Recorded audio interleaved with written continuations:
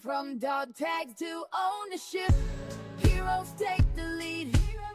Stories of veterans building dreams with passion, drive, and speed.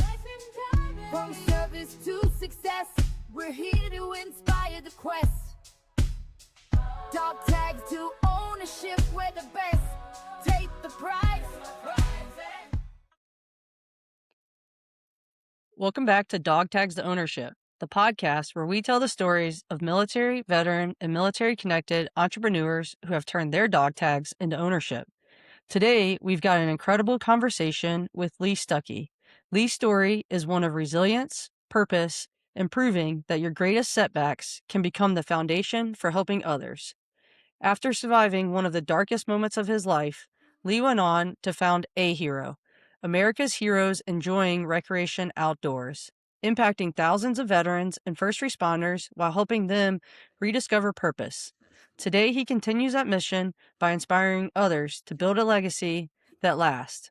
But before we jump in today's interview, stick around because after our conversation, we'll spotlight this week's Forces Brands USA Business of the Week, Cloud Splitter Coffee, founded by Air Force veteran Billy Rudd. Cloud Splitter isn't just brewing premium coffee, it's fueling adventure, resilience, in the military community, one cup at a time. So grab your favorite cup of coffee, settle in, and let's hear how Lee Stuckey turned adversity into impact. Today, we are extremely excited to introduce our guest to the show, Lee Stuckey. Lee is a combat-wounded U.S. Marine veteran, keynote speaker, and entrepreneur. He is the founder of America's Heroes Enjoying Recreation Outdoors and Legacy, LLC.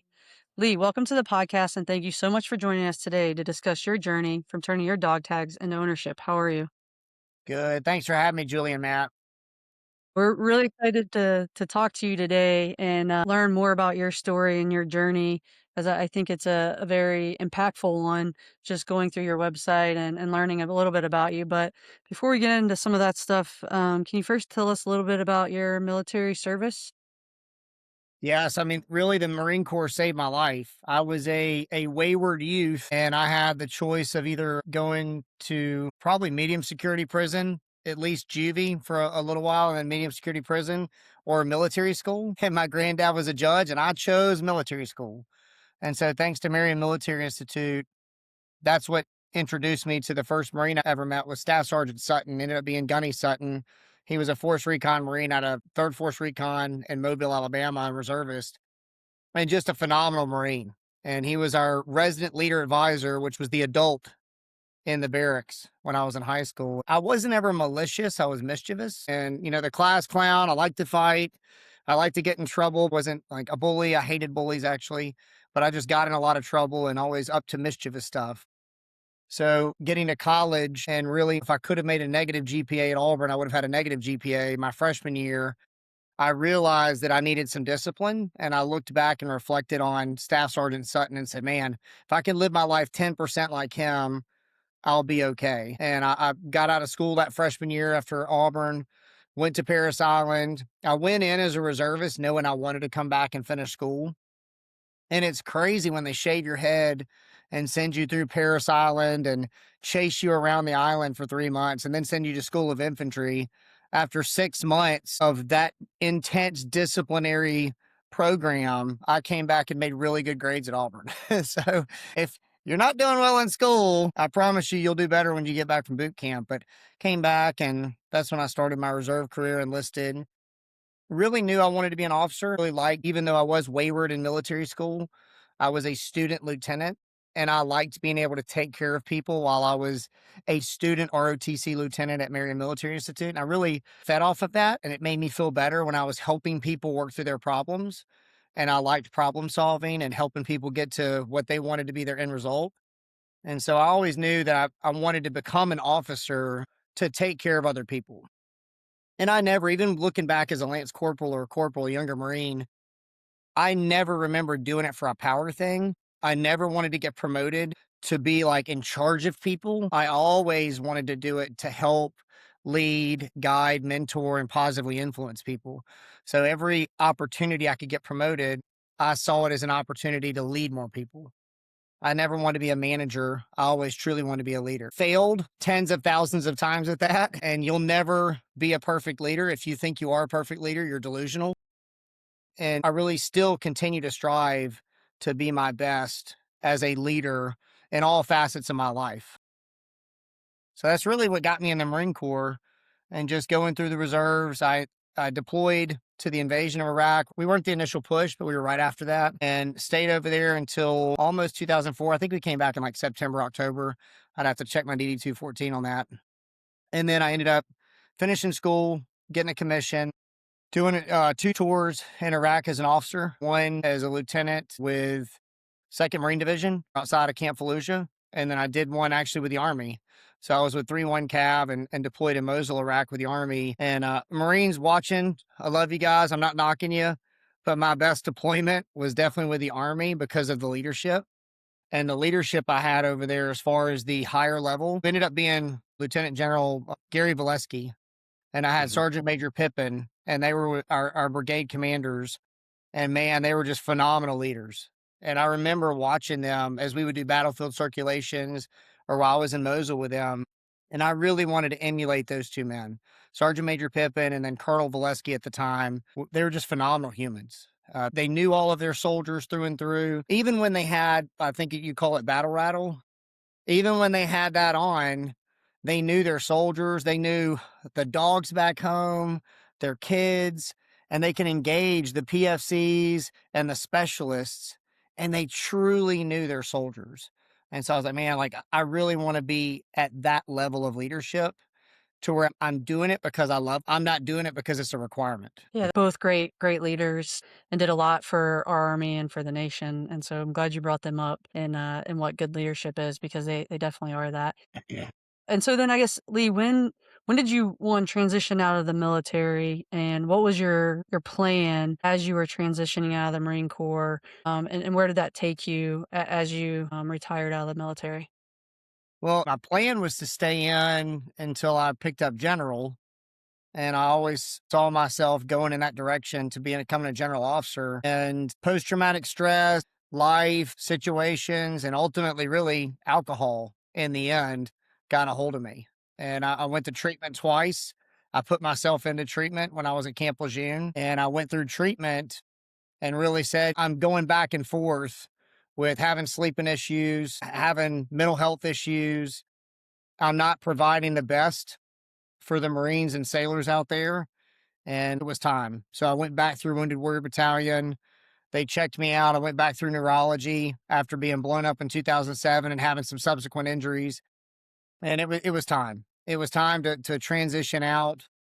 And I would have not been doing a service to the Marine Corps if I would have stayed in. So it wasn't me that made the decision. I kept pushing. And ultimately, I'm Christian. I believe God made that decision for me. And at that point, I had never faced a struggle with alcohol because I fought professionally before that. I was a professional athlete. I was always in really good shape in the Marine Corps as far as our physical fitness tests. I was always maxing it out. I think until probably the last couple of years as a major, I had a perfect score. I never understood what battling alcohol or any addiction was. And running a nonprofit, America's Heroes Enjoying Recreation Outdoors, which is the nonprofit we started after I was blown up outside of Fallujah, having that nonprofit and even having Marines or sailors, they would come to me and say, hey, sir, I'm struggling with alcohol. And I would just be like, well, quit. Well, sir, I can't. And I didn't understand that. I didn't understand that battle. And I never really understood what they were going through. But I had a Purple Heart. I had a brain injury. I had post-traumatic stress disorder. I had anxiety. I had depression.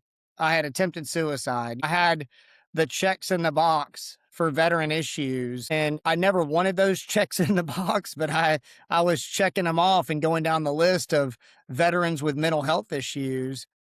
But I never had an addiction problem to my knowledge. And I was always skirting back and forth. And I would go a couple of years without having any alcohol. Or then we would have the Marine Corps. When we get promoted, we drink. You get demoted, you probably drink. You have kids, you drink. You have ceremonies, you drink. You come back from deployment, you drink. There's a lot of the stuff we do in the Marine Corps. We're founded in Tun Tavern. We're founded in this bar, and everything's driven around alcohol. And Mhm. I'm not blaming my issues with the Marine Corps, how we do things around alcohol, but looking back, like we really set up some alcohol problems. And when you have extreme trauma from combat, you're on pharmaceuticals prescribed by the Navy and you're drinking alcohol, it's not if, it's when. And Mhm. so teetering back and forth and partying when we come back from deployment and then fighting professionally really kept me in check because I couldn't come back from deployments and drink a lot. I usually had a fight. But when I finally stopped fighting and I could drink, and then back towards the end of my career, my drinking increased, I finally hit a wall. And failed relationship after failed relationship. If you're watching, ladies, 90% of it was my fault. Yeah, I'm not blaming anybody for failed relationships. I was not a good participant in that and definitely wasn't emotionally present. I was focused on the military and not the relationship piece. But at 39 years old, I didn't have a wife. I didn't have kids. Successful by all the metrics of a Marine officer, but I didn't have a family. And I got into a failed relationship after 3 years. I mean, I honestly, I've never told this except friends that are really close. I mean, I was crying. I want this woman. Why does she not want me? Why is she doing this other stuff to me? And she was running around. Why is she doing this stuff to me? You know, is it my fault? And I battled alcohol at that point. And then I battled it so much, it got me. And for about a year to 2 years, it got a hold of me to where it consumed me. Hmm. And then I got to the point to where I was praying, God, why are you doing this to me? Why are you putting this affliction on me? And why, when I wake up, is it the first thing I'm thinking about?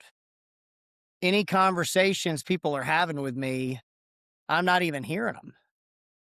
I'm figuring out when my next point to manipulate and get a drink are. And I struggled with it. Why in the world am I going through this now at 39, 40, and 41 years old? And I finally realized, again, from a Christian perspective, it's so I could come from a place of understanding. And so now when I sit down with veterans and first responders leading a nonprofit that's supported over 13,000 people now, when I have a person with addiction that comes in front of me, I have a place of understanding because I've been through it. For those who have alcoholism or those who have alcoholics in their family, it's truly a disease. And so once I understood it and once I'd been through it and I'd felt it, now, fortunately, unfortunately, I had checked almost all the boxes. And so when I sit down with veterans and first responders, when they come in through a program, guys, I get it. I've been through it. What we do when we bring in people at America's Heroes Enjoying Recreation Outdoors, also known as AHERO, is I just put them through 4 days. And the 4 days is starting with reflection time if you're not Christian, or devotion time if you are, and having that first hour with your creator, whispering with him and spending time if you're not Christian, planning, relaxing, starting a calm presence. The next hour, we're going to do some type of physical workout. So what I'll do is I'll take them, if we have a beach trip, we have one coming up in August. We walk 30 minutes out and we walk 30 minutes back on the beach. The first 2 hours, you're not touching your cell phone. So for an hour, they're not talking to their friends. I make everybody separate, and I want you to walk by the ocean and let all of your negative thoughts wash away with the waves. And just spend time with your creator, spend time planning, spend time being grateful. As you spend an hour walking down the beach, be thankful for your legs that gave you the ability to walk down this beach, because a lot of people don't have them. Be thankful for eyesight. Be thankful for your vision. Be thankful for your ears. Be thankful for all these things. And then the 30 minutes you come back, after that first 2 hours, you've started with a spiritual foundation, some type of physical walk in silence. That's what we do for 4 days. And what I ask them to do is, this is what I do 7 days a week. So take this structure and plan it and carry it over starting Monday, but have all your family do it and help everybody live healthier physically, financially, emotionally, spiritually. When I say financially, we're not giving people money. we're teaching you how to be financially savvy. We'll teach you how to do a budget. I've even helped people start LLCs and businesses by the time they leave on Sunday. But it's such an important thing to take just a little time to focus on yourself. And I think for some folks, they think maybe that first step is too difficult or it's too much, and they go back to the doom scrolling on their cell phone. But if you're able to have that courage to take the first step, to make some positive change, be that again, like your faith, or if it's not faith and it's your mindset and your discipline, but making some positive changes creates a lot of momentum. But if you make an effort to have a plan, at least, even if it, requires changes along the way, it's good to have a plan versus no plan. No, I agree. And I'll tell you, I went to my sleeping was so bad. I didn't sleep for about 2.5 years. And they sent me to Fort Bragg for about 7 or 8 days for a sleep study. And the quick best thing I got out of that, I got a lot of great information out of it, but is compartmentalizing what you do in your house. And your house is not for everything and a free for all around the rooms. Your bedroom is only for two things, sleeping in the other. That's it. So you take your TV out of there, you take anything that's electronic out of there, and you don't even read in there. And it came down to even lights in your room. Like if you have a charger and it has a red light on the side of it, unknowingly, when you roll over in your sleep, that will take you out of REM sleep. And your REM sleep is the only way your brain washes and heals itself after any damage and just living. And so if you don't get that REM sleep, your brain doesn't heal, which means you don't rest, which means you're groggy and you're not firing on all cylinders the next day. So really taking your bedroom and making sure you're maximizing your sleep, which goes into the alcohol piece too, because if you drink, you don't hit REM sleep. I drank pretty hard for a while and my brain didn't heal itself for that entire period because I never achieved REM sleep for the entire period I drank any alcohol. So if you're binge drinking and you drink every night, you're not ever getting REM sleep. So I equate it after going through rehab twice. I liked it so much I went back for a second time. After going through rehab, it's the medical piece is no different than, the decon rat poison, and they have it in little pellets. Mm-hmm. Well, I'm just going to eat one pellet. That's like drinking a little bit. I'm just going to eat a few pellets. It's still poison. And so if you're doing it and you're eating a couple pellets, well, then I'm going to eat 6 or 7. Eventually, what's that box going to do? So there's just so much science behind it. And I'll tell you, all the alcohol companies that watch this probably aren't going to like me. But the bottom line is I can drive. I live in the middle of nowhere. I live on a farm in Tuskegee, Alabama, and I live in the middle of nowhere. I can drive 20 minutes in each direction, and I can find beer and alcohol at like 15 different stores. I'm not finding a health store until I hit Atlanta, Georgia.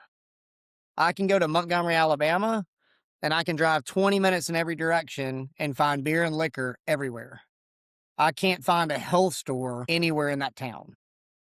So we just have to be really cautious and understand that we're surrounded by all this stuff. And if we really want to take care of ourselves and our family, we need to have the clarity and the understanding of staying healthy, because all of this stuff is literally killing us. Mm-hmm. Lee, what made you found AHERO? What was the catalyst for you founding your nonprofit and what you're doing today with it? Yeah, so it's crazy that this past week, get Facebook reminders that come up. So I got a Facebook reminder of a picture when I flew back from Mosul, Iraq. I had an MMA fight. So I got pinged for recruiting duty. I was in the middle of a deployment, or like towards kind of the end of it. And they messaged me and said, hey, you got orders, you got hit for recruiting duty. You're coming back and you're going on recruiting duty. I was like, oh, I've got like 2 or 3 months left. They're like, no, you're coming back now. So I knew I was coming back. I scheduled an MMA fight at Fort Bragg.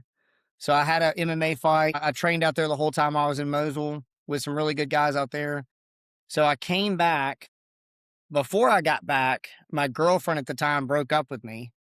So that was my birthday, April 1st. She broke up with me. I thought it was like an April Fool's deal, but it was real. And so she breaks up with me. I'm on a deployment in Mosul. I fly back to the States early. I had an MMA fight, so thank God I couldn't drink because I had to fight this fight. I'd already not slept for about 2 years. So from 2007, I was blown up in November. I hadn't slept since November of '07, like really well. I would stay up for 4 or 5 days and then I would crash. And between deployments, I just would just kind of function. Never told anybody because I wanted to get promoted. I didn't want to go see the wizard or have them get me out of the Marine Corps. So I didn't tell anybody I wasn't sleeping. I didn't tell anybody I was having nightmares and burning alive and all this other stuff. I kept that as quiet as possible, literally told no one. So do my deployment in Mosul. I fly back home. And when I fly back home, nobody picked me up at the airport. So the usual sob story with the violin. I show up to the airfield at Cherry Point, North Carolina. And I remember like a young non-commissioned officer. I think it was like a corporal that took me home. I can't even remember. But some random person like drove me home. Well, the girlfriend that broke up with me in that time was my neighbor. So I drove past her house to get to my house, and she had a Harley in her driveway.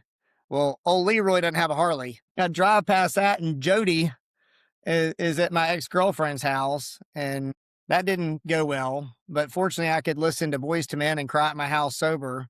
And so I was crying at the house, just like, what did I do wrong? You know, lots of stuff wrong, but just trying to face that. But I was sober, thank God. I went and fought that fight like a week later. So flew home, saw the Harley, went through the crying episode with that, went in, won my MMA fight. In the picture, like I just got the picture reminder last week from 2009, and I'm standing there with my group of people. I just won this MMA fight at Fort Bragg, and everyone's like celebrating. And I remembered in that picture, I wanted to die. Yeah.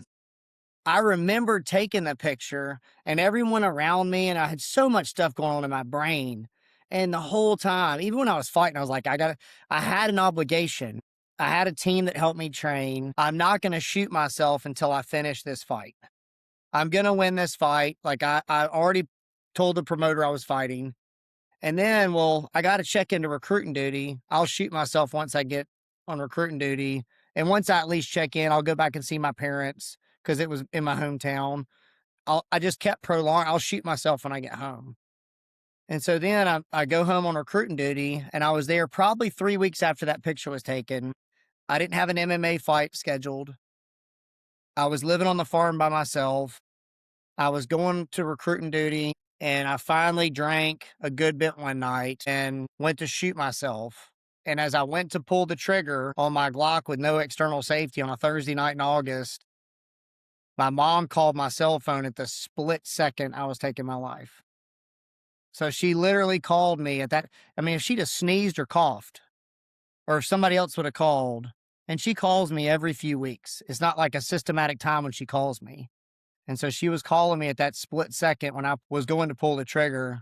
And I remember crying, answering the phone. And she knew when she heard me something was up. And so she came out. Unfortunately, she lived like 30 minutes away.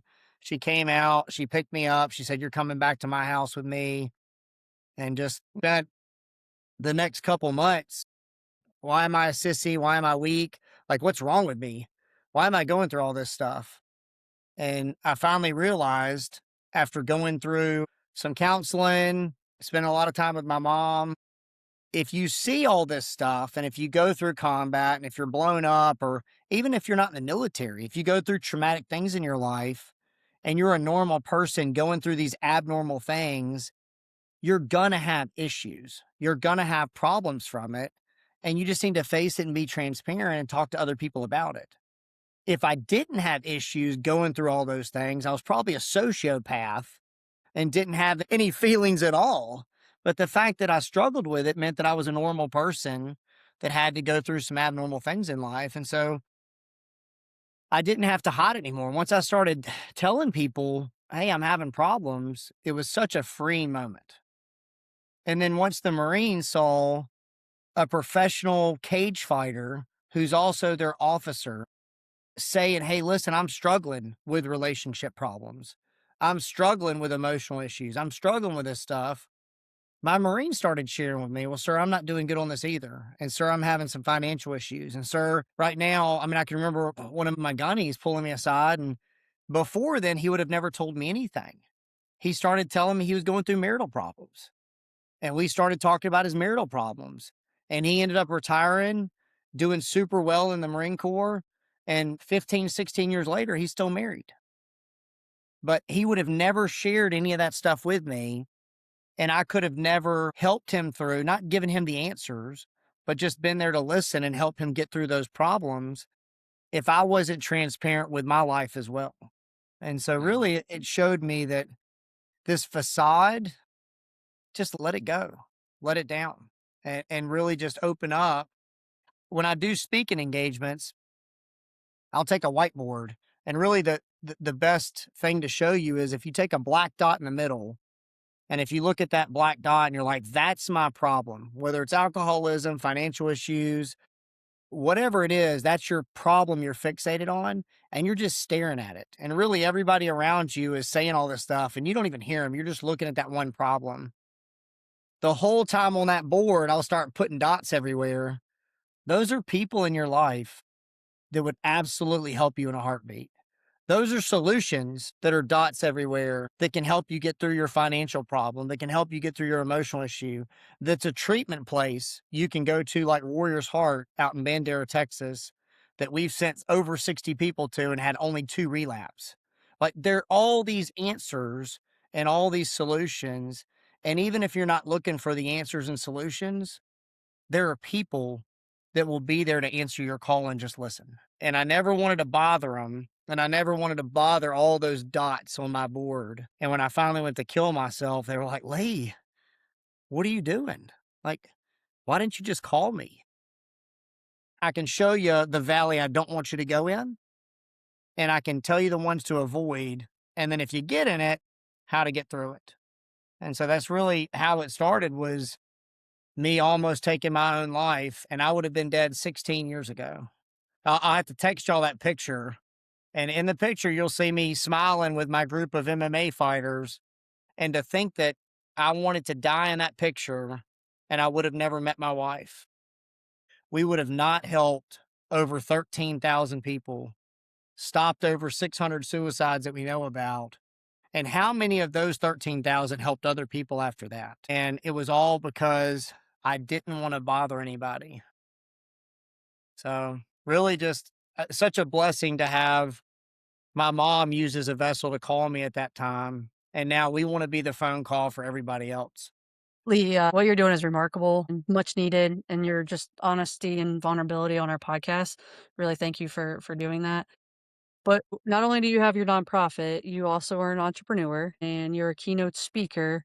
You getting into keynote speaking, is that all come from forming AHERO and telling the story that you just spoke about and going and impacting others' lives through your story and leadership? It is, and really, it came from having a really bad boss last year. So I saw it. I went to corporate America for a very, very short amount of time, 86 days. And I saw an owner and a CEO that were just absolutely toxic. I was like, man, like this is really bad. And these people were solely focused on money and just money, money, money, didn't care about their employees. I mean, they had like a 90% turnover or higher in employees. And I was already doing speaking engagements. And as a Marine officer, we're not allowed to pay, nor would I ever get an honorarium for speaking, but I did it for 20 years. And then I did some keynote speaking when I retired. And I finally saw an opportunity to carry it over in the corporate world too. So not covering all the stuff like that, but really how do you become a servant leader and how do you not replicate what I saw at this specific place? And so going through that, I mean, I was there for 86 days. I watched how these 2 people just didn't take care of their people. I was like, man, if you only knew how successful and profitable you could be if you truly loved your employees. Right now, they're working at 30 or 40% because they just don't want to get around you. They're going to do just enough to stay away from you and stay off your radar. So I want to start teaching businesses. I spoke to a natural gas company, universities, wherever I can about using those 4 pillars, but using them to run their business. And then we set up leadership retreats, executive retreats, And they're scheduled a little similar to like the AHERO trips, to where we can work through you as an executive and supervisor being healthy in all of those facets, and then learning about your team, whether it's 4 people or you've got 6,000 at this one natural gas company. If you're having the small unit leaders take care of all of their people and you do it all the way up like we do in the military, how much more profitable will you be if they genuinely want to come to work for you? Instead of 30 or 40% effort because they're looking at 458 and they're waiting on that 2 minutes to run out the door, they know you love them and they know you care about them and you've poured into them and you're a leader, not a manager. So you're going to dynamically change your work environment.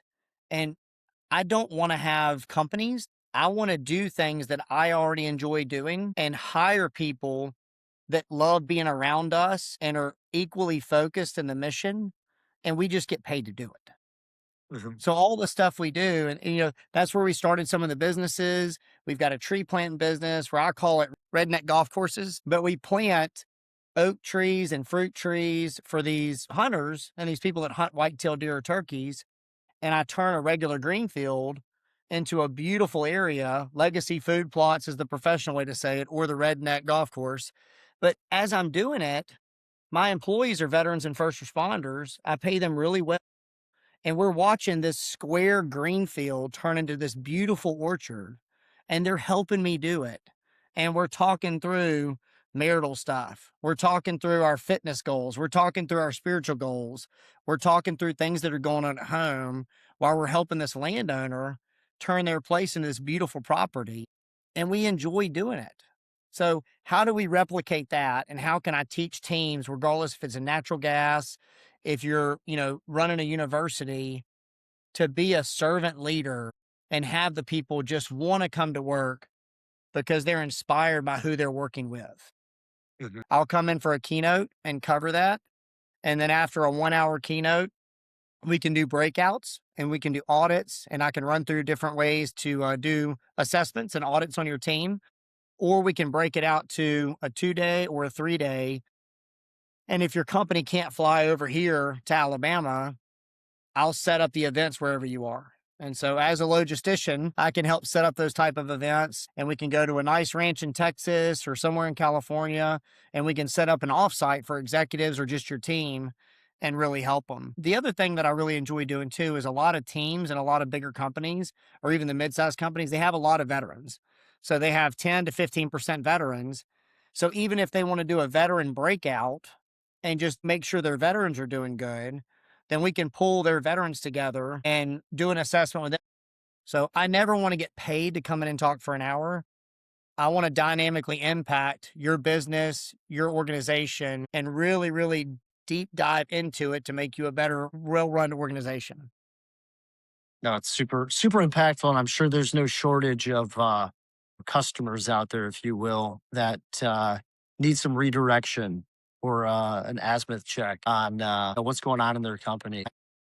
As you were describing the toxic organization that you worked with, I was thinking about my wife's experiences in corporate America. And again, they're all too familiar, I think. And quite a few could really benefit for what you're doing, Lee. Yeah, and for a lot of military members, veterans, military connected, it's about helping others even after service. And that's what you're trying to do, it sounds like, and what you do already with AHERO, but then also with other organizations. But Lee, we are getting to time here. Before we get to our last 2 questions, is there anything we didn't ask you that you would like to tell our listeners and followers? I would just encourage everybody to just be transparent, to just take time doing a self audit, to just take time looking at your own life right now. I sent a friend of mine to treatment and he was really embarrassed about going. I was like, man, we look at it wrong. This should be reset, take a knee and rebuild, not just rehab. And most of us get to 80 or 90 years old and we look back, we're like, man, we really messed that one up. We all have time right now to stop. I'm midway through, I'm at 46, and really evaluate it and take the time and fix it now before you finish that second half. And I'll say one video I really recommend is Dead Leader Running. If you look on YouTube, it's Dead Leader Running, and there's an 8-minute clip and it talks about filling and draining your tank. And I highly encourage you look it up and watch that 8 minutes. It's awesome. and have your family, your kids, your spouse, everybody do that and really know what fills and drains your tank. But that video is phenomenal. We'll get into our last two questions. So my question, Lee, on a similar, I guess, thread, is there a book recommendation or a podcast or something that you would recommend to our listeners that's been, impactful for you? Yeah. As far as Buy Back Your Time by Dan Martell is a really good book to buy back your time and really focus on spending more time with the things you want to do as opposed to not doing it and, making yourself and allowing yourself to do things that you could hire somebody to do. And the biggest thing for me is making sure before I'm making decisions, I'm really taking time and I'm not rushing into them and I'm not rushing into making a quick decision. And I'm not thinking through, and this isn't a book recommendation, but I'm not thinking through and making something really quick. I'm taking my time to not react and not be instant response to make good decisions in every single thing I do. Yeah, that's a great book recommendation. I don't think we've had that one before, Matt. So Yeah, Dan Martell, Buy Back Your Time it's an amazing book. okay, awesome. So Lee, our final question of every episode, Admiral William McRaven authored the book, Make Your Bed, Little Things That Can Change Your Life and Maybe the World. So do you make your bed every day? I make my bed every single day. And if you come to any of our events, I make you make your bed every single day, regardless if you make it at home. And that's one of the first things I do because of him. I tell all the veterans and first responders, you're not at your house. Go make your bed. Start with one win before we get a bunch of them after that. So I love that book. I love that story. And I definitely highly recommend you at least make your bed every day. It's a great start to the day. We've had, surprisingly, we've had Marines on here that have admittedly not made their bed every morning, but like a good Marine, you're on the right track.